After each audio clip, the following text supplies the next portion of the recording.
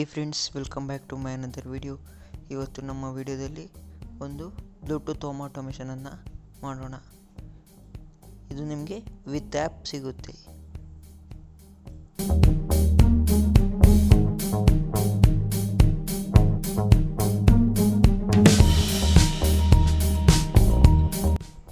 ಈ ಪ್ರಾಜೆಕ್ಟ್ನ ಮಾಡೋಕ್ಕೆ ನಮಗೆ ಒಂದು ಬ್ಲೂಟೂತ್ ಮಾಡ್ಯೂಲ್,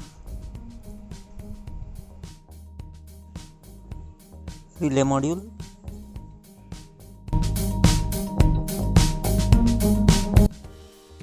arduino uno,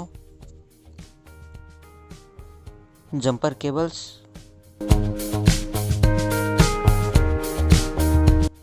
ಮತ್ತು ಒಂದು AC ಬಲ್ಬ್.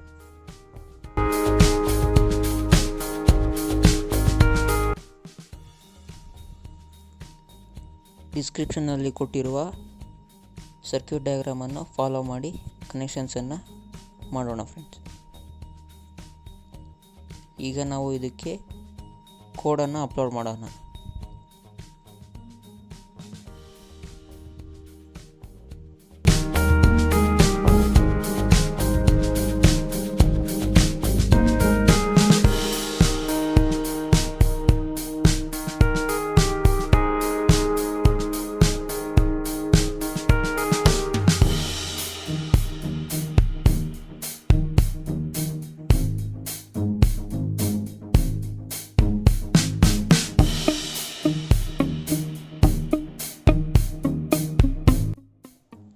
ಕೋಡ್ ಮತ್ತು ಸರ್ಕ್ಯೂಟ್ ಡಯಾಗ್ರಾಮ್ ನಿಮಗೆ ಡಿಸ್ಕ್ರಿಪ್ಷನಲ್ಲಿರೋ ನಮ್ಮ ವೆಬ್ಸೈಟ್ನಲ್ಲಿ ಸಿಗುತ್ತೆ.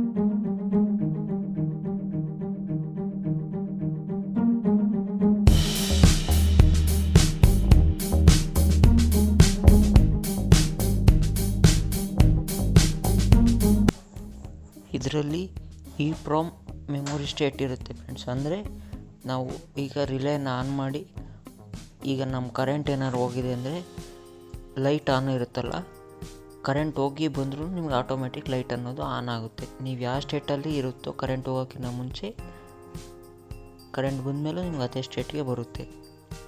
ಇದು EEPROM ಮೆಮೊರಿ ಸಿಸ್ಟಮ್ ಅಂತ.